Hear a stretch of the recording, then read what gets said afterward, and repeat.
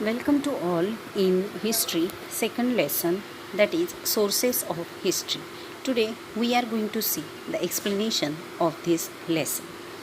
As we all know, history is a past events record. So we are going what actually it is. So here sources of history are three: material, written and oral. Before starting this lesson, you have to do one activity on page number 6. Try this. Make a list of things in your house which belong to your grandparents' time and collect information about an old structure in your locality. So here are the pictures of some instruments which we used in past, our grandparents, and some inscriptions from the past have been covered. These sources helps us to understand our history. History can also be learned through customs, traditions, folk arts, folk literature, as well as historical documents. All these are known as sources of history. There are the three types of sources of history. So see in this image: material source, written source and oral sources.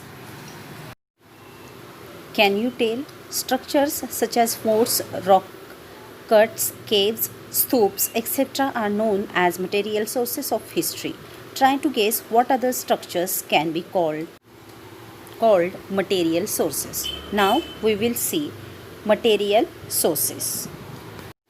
In the past, man uses a variety of things in his day-to-day life. They are known as artifacts. Artifacts used by humans in the past provide us valuable information about life in the ancient times. We can decide the period of ancient artifacts like earthen pots by studying the shape, color, and design on ancient potsherds. The ornaments and other artifacts throw light on social interaction of that time. So, museums are made in cities. I hope you have visited historical museum. We get information about the diet of the people from the remains of food grains, seeds, bones of animals found in excavations. Also, we find the remains of houses and buildings built in different historical periods. All this gives us information of human activities in the past. So, all these ruins are known as material sources of history. Do you know food grains do not last long? They get easily infested and turn into powder. In ancient times, people used to roast food grain before grinding them. In a few grains got charred. While roasting, they were thrown away. Such charred grains can remain intact for a very long period. During excavations, can be recovered. When these are inspected in a lab, we come to know what grain it is. So this also helps us. Now we will see second source of history, that is written sources. Do you know written sources of history include inscriptions carved on temple walls of rock cut caves and rocks, inscriptions on copper plates, pots, bricks, and on writing sheets made from palm leaves and birch bark, etc. The Stone Age people have recorded many events and expressed their emotions in paintings on rocks.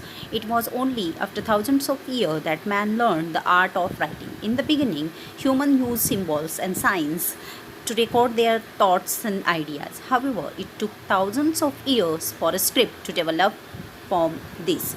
In the beginning, man wrote on walls, potsherds, unbaked bricks using pointed objects. He also used birch, means bhurja tree bark, to write on. As his experience and knowledge increased, he began to write in different ways. He began to record events on.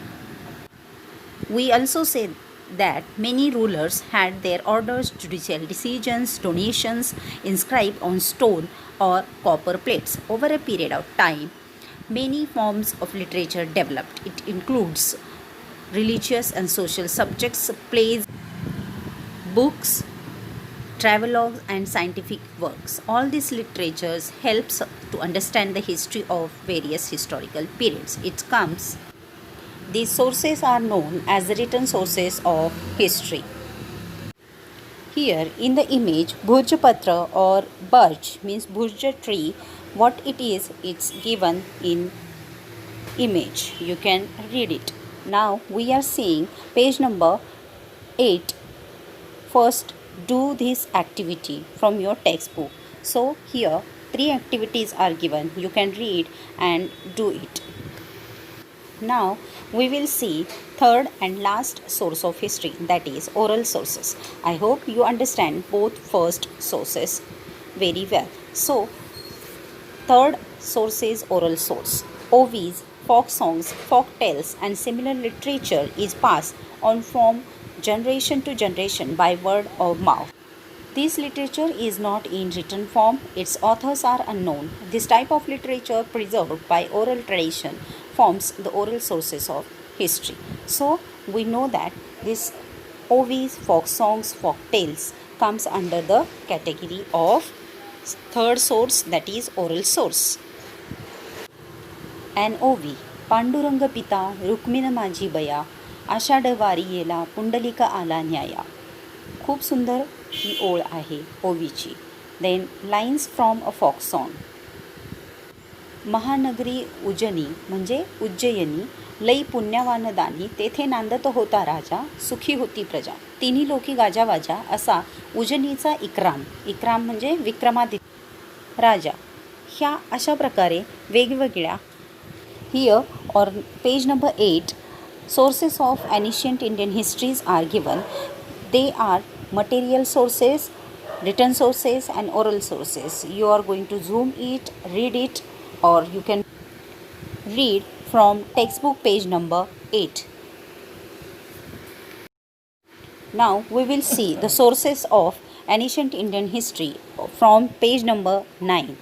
Here I have divided the sources of ancient history. Brahmanas, then Upanishads, epics, Ramayana, Mahabharata, Jain and Buddhist literature, plays, poems, stone inscriptions, pillar inscriptions, travelogues from foreign travelers are known as the important source of ancient Indian history. However, information about the ancient period from 1500 before Christ onwards can be derived from Vedic literature. In the beginning, the Vedas were not in the written form. So, the ancient Indians had developed the technique of memorizing and reciting them. The Vedas were written down later on. The Vedas and the post-Vedic literature form an important source of ancient Indian history. It includes Brahmanas and Upanishads, the epics Ramayana and Mahabharata, the Jain Buddhist literature, plays, travelogues of foreign travelers. We also learn about the ancient Indian history through material sources like archaeological remains, ancient monuments and coins found in excavations. Now I hope you understand 2.4 point. Now we will see 2.5. Precautions to be taken while writing history. Why there is a need of taking precautions? So we will see. It's necessary to take precautions because a written document cannot be said to be authentic just because it is old. It needs to be examined critically as to who wrote it, why, when it was written. The conclusions drawn on the basis of various genuine documents have to be cross-checked and corroborated with one another. Such a critical analysis is very important in the writing of history. Thus, we come to know that these are the precautions while writing history. I hope you understand this second lesson, that is sources of history and its sources.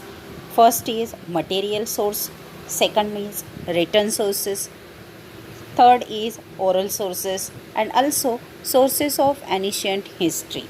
So here I shown you various pictures. These pictures helps you to understand sources of history. So I hope you can collect. I give you one activity that you are going to collect pictures, photos of material and written sources, and in your home or you can exhibit them on YouTube channels also. or you can just gather it with you. So it will be nice collection. I hope you can enjoy your day very nicely. Take care. Bye bye.